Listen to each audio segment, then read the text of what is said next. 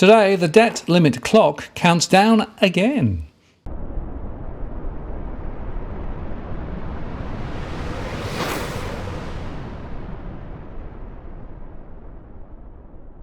Hello again, Smarter North from Digital Finance Analytics Rob Notice Post, covering finance and property news with a distinctively Australian flavour. Well, you couldn't make this stuff up, could you?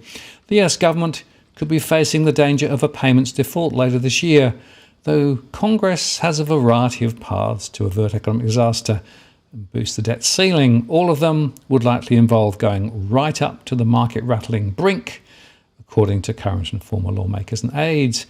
But question is, do they cut spending or print more? Because that really is the first question.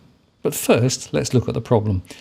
As Bank of America put it, on Tuesday, the Treasury announced increased bill auction sizes for the 1 million, 2 million and 4 million bills, in addition to a $60 billion CMB. That's a cash management bill, which is a short-term security sold by the Treasury Department. CMBs are not sold on a regular basis and are only put up for sale when the government's cash reserves are low.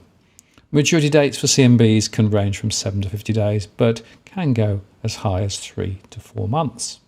Now, this is on top of increased 3-month and 6-month bill auction sizes, which were announced last week. The Treasury actually has only $59 billion in headroom left before they're constrained by the debt limit. And these higher bill auction sizes will likely draw them closer to that limit sooner than previously expected. They had previously projected net bill supply in January of around $50 billion, followed by nearly $50 billion in cuts in February. The bill supply announcements this week puts the Treasury on a path to issue $100 billion worth more bills than expected, and it's likely they'll reach the debt limit before any of the February cuts. The larger bill supply size likely implies that the Treasury is nearing an announcement of extraordinary measures. Extraordinary measures cannot be announced until Treasury has hit the debt limit and entered a debt issuance suspension period, a so-called DISP. These are accounting manoeuvres to create additional headroom for a finite amount of debt issuance. Bank of America projects that the UST has around $350 billion of extraordinary measures available. The schedule of upcoming Treasury settlements shows that between now and January the 19th, which is known, and based off the UST announcement, plus data after the 19th based on expected settlement sizes following those recent bill announcements. And it currently looks like the UST will be required to employ extraordinary measures by January the 19th due to the large CMB settlement. The only way for Treasury to avoid hitting the debt limit by the 19th is a large redemption in non-marketable debt, which also counts towards the limit. It seems likely the debt limit, therefore, will bind next week. Treasury Secretary Janet Yellen has advised congressional leaders that the government will start deploying extraordinary accounting measures on January the 19th to avoid running out of cash. And she said while it's impossible to specify now when those measures will be exhausted, it's unlikely to be before early June. Republicans, of course, now control the House, and they're demanding deep spending cuts as the price for an increase in the ceiling, while President Joe Biden and congressional Democrats reject such an outcome. Ultra-conservatives in the House, as part of their deal to elect Kevin McCarthy as Speaker, won a concession that no debt limit increase will be approved without a budget agreement or commensurate fiscal reforms. While the wording of the agreement offers some flexibility, Conservatives want, at a minimum, $130 billion in cuts to discretionary spending in the fiscal year starting in October, and they're aiming for a budget that balances in 10 years. If McCarthy fails to get such an outline through the House, that would weaken his negotiating position with Biden. On the flip side, Conservatives now have the power to trigger a vote on him remaining Speaker, giving them leverage in talks. McCarthy said last week that he'd already touched base with Biden. I had a very good conversation with the president when he called me. I told him I'd like to sit down with him early and work through those challenges, he told reporters. Remember back in 2011, that was the most harrowing debt ceiling showdown in modern history when S&P Global Ratings were alarmed enough to cut the sovereign US rating from AAA, and that triggered ructions in markets damage consumer confidence, and undermine the post-financial crisis recovery.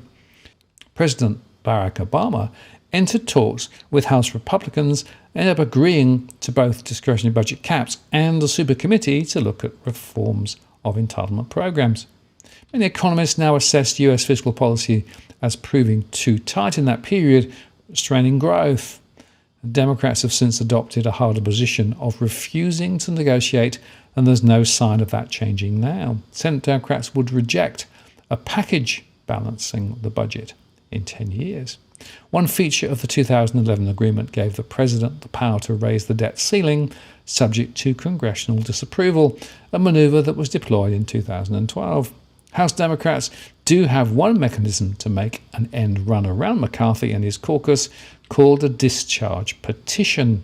If they convince 6 GOP representatives to join them, they could secure the 218 votes needed to force through a vote on some debt limit bill they prefer, but that's technically difficult.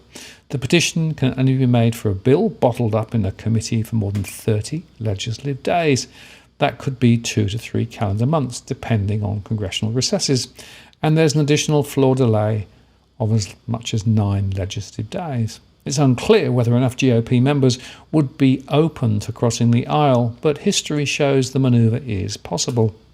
Discharge position helped proponents reauthorise the Export-Import Bank in 2015 when Conservatives tried to close it down. And this route would also need to have at least 9 Republicans in the Senate to give the Democratic caucus in that chamber the 60 votes needed to defeat any filibuster.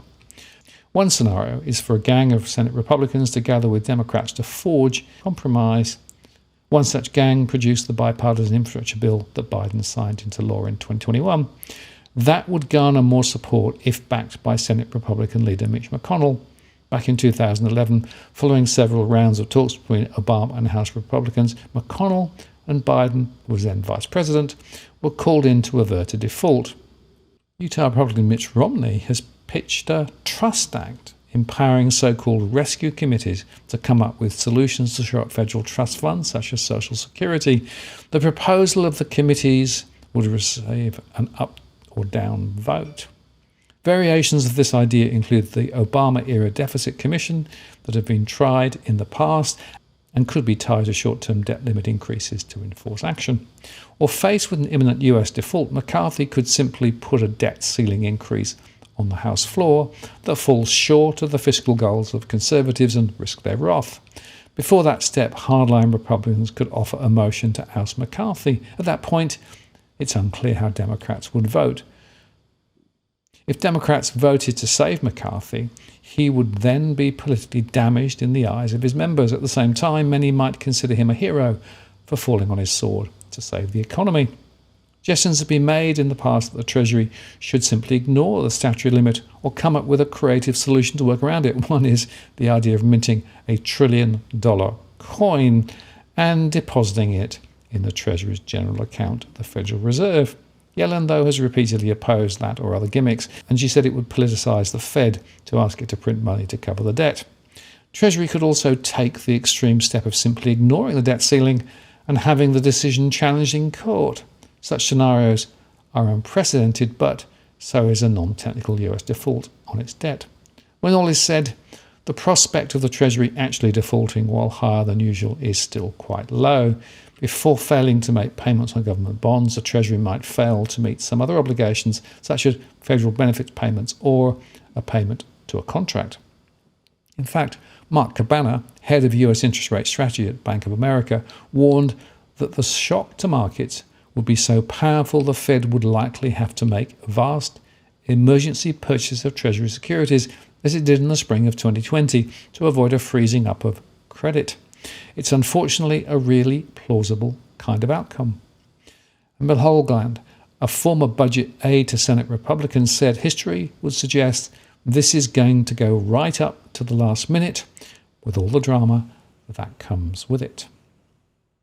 And the point is this, whichever way you look at it, this is another potential shock to the market, not just in the US but around the world. And given where everything else is at the moment, this is yet another force which could have significant impacts to the negative around the world. I'm Martin North from Digital Finance Analytics. Many thanks for watching, and I'll see you again next time.